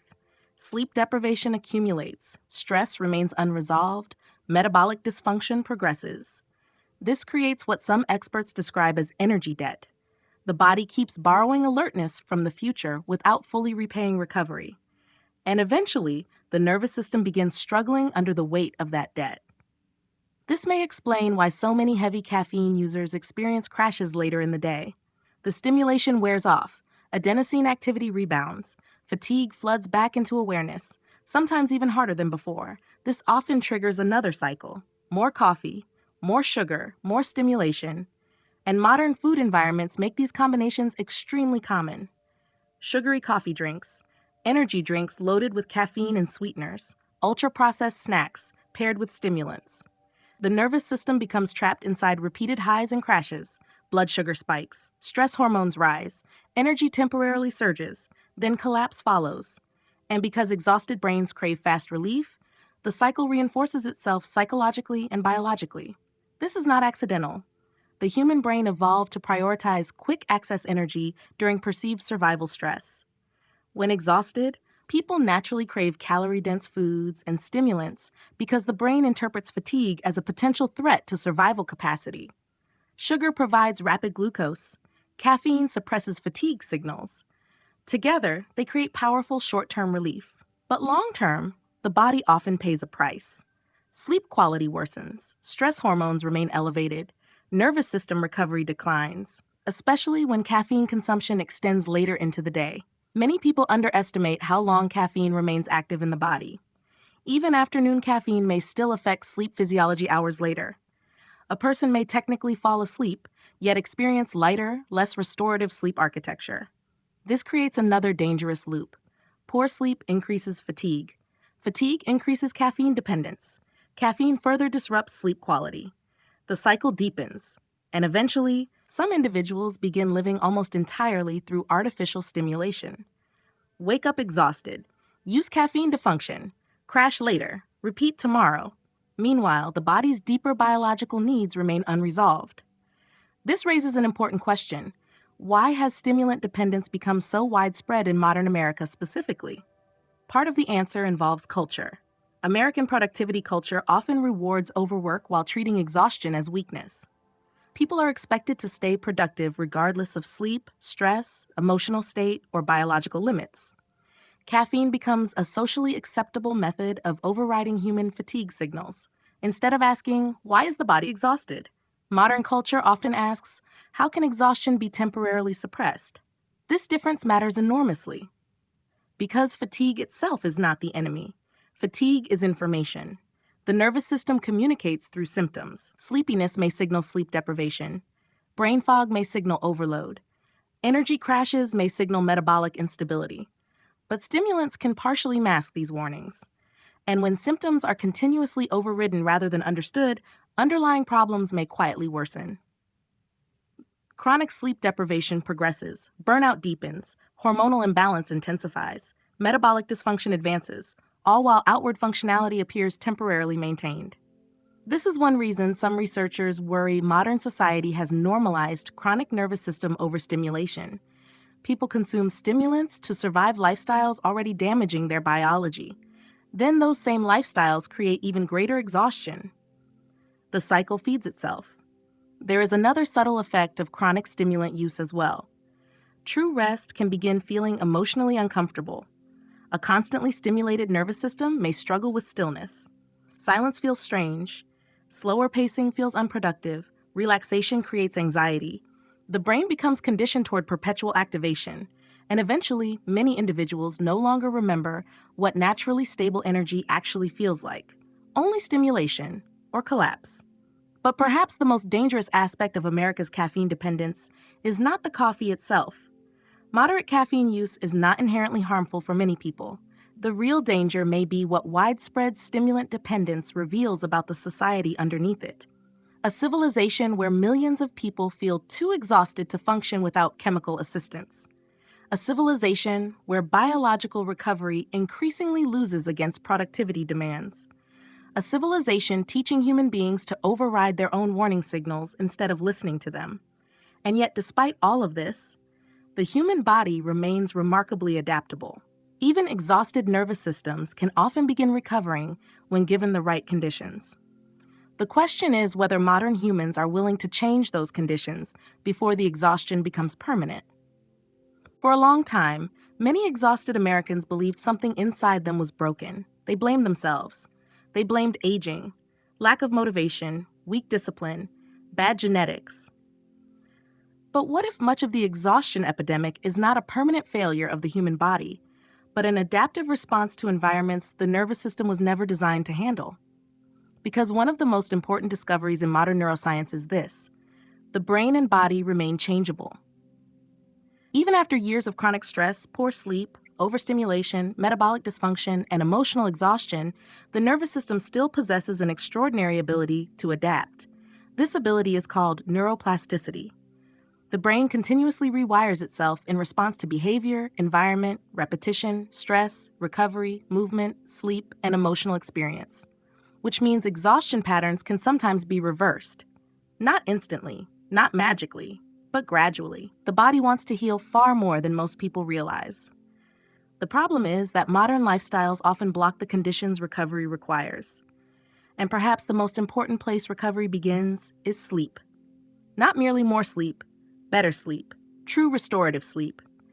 Because deep recovery is where nearly every other healing system begins reconnecting. The nervous system recalibrates, hormones stabilize, inflammation regulation improves, memory consolidates, mitochondrial repair increases. But modern sleep environments often work against biology completely. Artificial light late at night, irregular sleep schedules, overstimulation before bed, late night eating, caffeine lingering in the nervous system. So one of the first recovery strategies involves rebuilding circadian rhythm stability. The human body operates according to internal biological clocks strongly influenced by light exposure. And one of the most powerful signals for regulating those clocks is morning sunlight. Natural sunlight exposure shortly after waking helps reinforce circadian timing. The brain receives information that daytime has begun.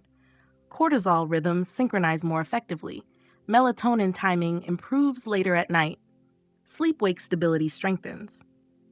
This may sound deceptively simple, but biology often responds powerfully to consistency rather than intensity. Small, repeated signals shape nervous system rhythms over time: morning light, regular sleep timing, reduced nighttime screen exposure. The body begins relearning when to feel alert and when to recover. Nutrition recovery matters too, especially because modern exhaustion is so deeply tied to metabolic instability. One of the most important shifts many people experience involves stabilizing blood sugar. The brain and body function best under relatively steady energy conditions, not constant glucose spikes and crashes. This is where protein becomes critically important. Protein helps support satiety, muscle maintenance, neurotransmitter production, and more stable blood sugar responses. Meals rich in protein and fiber tend to create more sustained energy compared to ultra-processed high-sugar foods. The difference can feel dramatic. Fewer crashes, better focus, more stable mood, reduced cravings. Again, recovery often depends less on extreme diets and more on consistent biological support. The nervous system craves stability. Another surprisingly powerful behavior involves walking after meals. Even light movement after eating may help improve glucose regulation and support healthier metabolic responses. Muscles absorb glucose more effectively during activity. Blood sugar fluctuations may soften. Digestion may improve. And perhaps most importantly, walking reconnects humans with movement patterns their bodies evolved around. Not punishment-based exercise, not optimization obsession. Simple movement, the kind the human organism expects. Exercise itself also becomes important for restoring energy, though many exhausted people initially resist this idea because fatigue makes exertion feel intimidating. But appropriately scaled movement often improves energy long-term rather than draining it. The key is understanding recovery physiology. The body adapts gradually to manageable stress, followed by recovery. This principle applies across biology. Muscles strengthen through adaptation. Cardiovascular systems improve through adaptation. Nervous systems regulate through adaptation. And movement appears deeply involved in all of it. Exercise improves mitochondrial function, supports insulin sensitivity, enhances circulation, strengthens cardiovascular efficiency.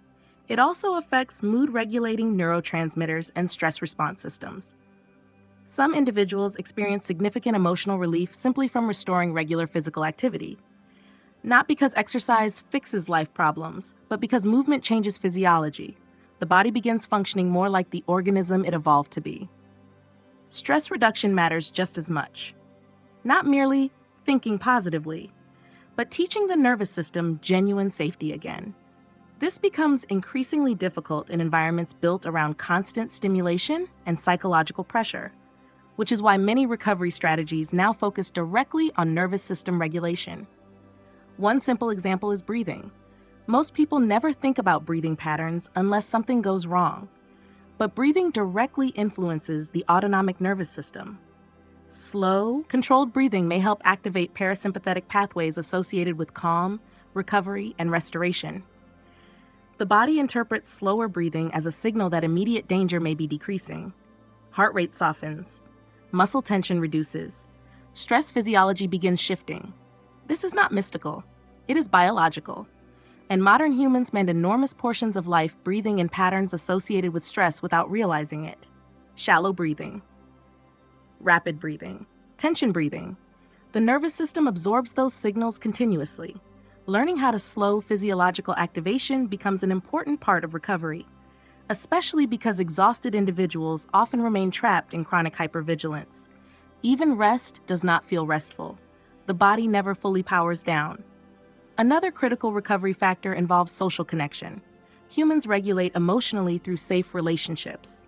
Conversation, touch, laughter, belonging. These experiences affect physiology. Oxytocin pathways activate, stress responses soften, emotional resilience improves. Many exhausted people underestimate how deeply isolation may be affecting their nervous systems. And while social recovery does not necessarily require huge social circles, it often requires something increasingly rare in modern life: authentic connection, not performance, not algorithms, not curated identity, real human presence. This may be one reason community, friendship, and emotional honesty feel so healing when they are finally experienced again.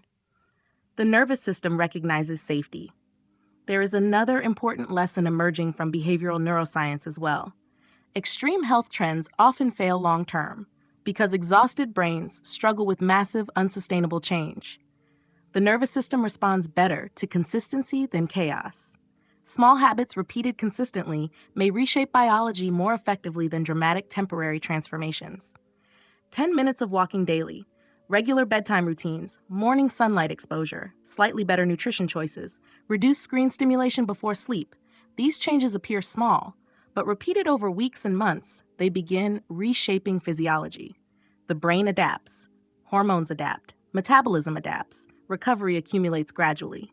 This matters because modern wellness culture often sells intensity, extreme diets, extreme productivity, extreme optimization, but exhausted nervous systems frequently need the opposite: stability, predictability, safety, rhythm, and perhaps this reveals something profound about the human organism. The body is not merely a machine requiring fuel. It is an adaptive biological system constantly responding to environment, light, stress, food, movement, connection, sleep. Everything communicates with the nervous system continuously, and when enough of those signals improve consistently, energy often begins returning slowly. Not overnight, but piece by piece. The brain fog softens, sleep deepens, mood stabilizes, motivation returns. The body remembers how to recover.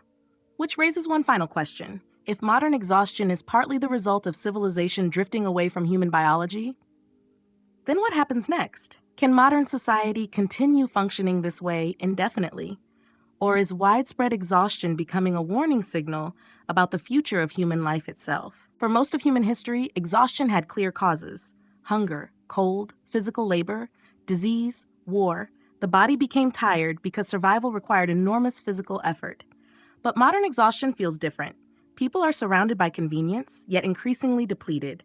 Food is abundant, yet energy feels scarce. Technology saves time, yet people feel constantly rushed. Entertainment is endless, yet nervous systems feel emotionally drained. And perhaps the strangest part of all is this: Modern civilization may be creating conditions the human organism was never biologically prepared to handle. Because beneath every topic explored throughout this journey, sleep, stress, food, hormones, loneliness, overstimulation, lies one enormous question. Is modern life biologically sustainable? Not economically, not technologically, biologically. Can the human nervous system truly adapt to nonstop stimulation, artificial environments, chronic stress, digital overload, sedentary living, fragmented sleep, and permanent psychological acceleration? Or are rising exhaustion levels warning signs that something deeper is happening beneath the surface of civilization itself? The human brain evolved across hundreds of thousands of years inside natural rhythms. Sunrise and sunset regulated hormonal cycles. Movement happened daily. Food was less processed. Human connection was immediate and physical. Periods of stress alternated with periods of recovery. But modern life increasingly removes humans from those rhythms. Artificial light overrides darkness. Screens replace sunlight. Notifications interrupt attention constantly. Work invades evenings. Stress follows people into bed. The nervous system rarely experiences silence anymore. Even moments of rest become filled with stimulation. Scrolling, streaming, alerts, messages, endless information. And slowly, many people begin feeling disconnected from something they cannot fully explain. Disconnected from time, from stillness, from their own bodies. Perhaps because the human organism evolved expecting cycles, effort and recovery, activity and rest, connection and solitude, daylight and darkness. Modern civilization increasingly compresses everything into continuous activation, always available, always consuming, always producing. The body absorbs the pressure. And convenience culture may be intensifying the problem in ways society barely recognizes yet. Convenience is seductive because it reduces friction. Food arrives instantly. Entertainment streams instantly. Communication happens instantly. But many forms of convenience also remove biological experiences humans still need. Movement disappears. Patience disappears. Face-to-face interaction decreases. Attention spans fragment. The nervous system receives constant reward without meaningful recovery. And perhaps this is one reason so many people feel strangely unsatisfied despite unprecedented technological comfort. Human biology may still require forms of engagement. Modern systems are quietly eliminating. Then there is artificial intelligence, one of the most powerful technological shifts in human history. AI promises extraordinary efficiency, automation, optimization, speed, but there may also be psychological consequences society has barely begun understanding. As technology becomes increasingly capable of replacing human effort, interaction, and cognition, another question emerges. What happens to human nervous systems when life becomes even more digitally mediated? Will people experience more freedom or deeper disconnection? Already, many individuals spend more time interacting with screens than with nature, more time communicating digitally than physically, more time consuming information than processing experience emotionally, and future technologies may intensify these patterns dramatically. Faster information cycles, more personalized stimulation, greater algorithmic attention capture. The human brain may face levels of cognitive and emotional overload unlike anything in evolutionary history, which raises another uncomfortable possibility. Could fatigue become one of the defining illnesses of modern civilization? Not simply because people work too hard, but because modern environments continuously dysregulate the biological systems required for stable human energy. Sleep disruption, metabolic instability, chronic stress, emotional isolation, information overload, nervous system hypervigilance. Each factor alone affects energy. Combined together, they may reshape entire populations. And yet, something interesting is beginning to happen. A growing number of people are starting to resist, not through rejection of technology entirely, but through attempts to reconnect with biology again. Slow living, digital minimalism, sleep optimization, metabolic health awareness, mindfulness practices, walking culture, sunlight exposure. People are beginning to rediscover ancient biological needs modern life pushed aside. Not because those ideas are trendy, but because exhausted nervous systems are searching for relief. Some individuals are reducing screen exposure at night and suddenly realizing how deeply overstimulated they had become. Others begin prioritizing sleep and discover energy they had not felt in years. Some reconnect with exercise, nature, friendship, or consistent routines and feel their nervous system slowly calming again. These shifts reveal something deeply hopeful. The human body still remembers. It remembers rhythm, recovery, movement, connection. The nervous system is remarkably adaptive when given conditions aligned with biology. But perhaps the most important realization is this: exhaustion itself may not be the enemy. Maybe exhaustion is communication, a warning signal, a biological alarm system telling humans something about the environments they are living inside. Maybe chronic fatigue is not weakness. Maybe it is the body saying, this pace is unsustainable. This stress is excessive. This disconnection is unhealthy. This stimulation is overwhelming. And perhaps millions of exhausted people are not failing modern life. Perhaps modern life is failing fundamental aspects of human biology. This changes the entire conversation. Because instead of asking, how do we force exhausted humans to keep functioning harder? The better question may be, how do humans build environments where nervous systems can actually thrive? That question matters enormously for the future, especially for younger generations growing up inside fully digital environments from childhood. Children sleeping less, moving less, scrolling more, experiencing higher anxiety earlier. The long-term biological consequences may reshape society in ways still unfolding. But despite all of this, there is reason for hope, because awareness changes behavior. The more people understand sleep, stress physiology, metabolic health, nervous system regulation, and social connection, the more power they gain to protect their energy intentionally. Not perfectly. Modern life will probably never become completely stress-free, but humans can become more conscious about how they live inside it. Protecting sleep, protecting attention, protecting movement, protecting emotional health, protecting recovery. Small choices repeated consistently reshape biology over time. And maybe that is the deeper message hidden beneath the exhaustion epidemic. Human energy is not merely about productivity, it is about vitality, presence, attention, connection, health, the ability to fully experience life without constantly feeling drained by it. So tonight, or tomorrow morning, pay attention to your own nervous system for a moment. Not judgment, not guilt, just awareness. How often do you feel truly rested? What consistently drains your energy? What actually restores it? Because sometimes the body already knows the answers long before the conscious mind is ready to hear them. And if this conversation resonated with you, take a moment to support the channel with a like and subscribe. It genuinely helps these long-form science podcasts reach more people searching for answers about their health and energy. And down in the comments, share your experience. What drains your energy the most? Because the more openly people talk about exhaustion, the more clearly society may begin understanding that this crisis is far bigger than simple tiredness. It is about the future of human health itself.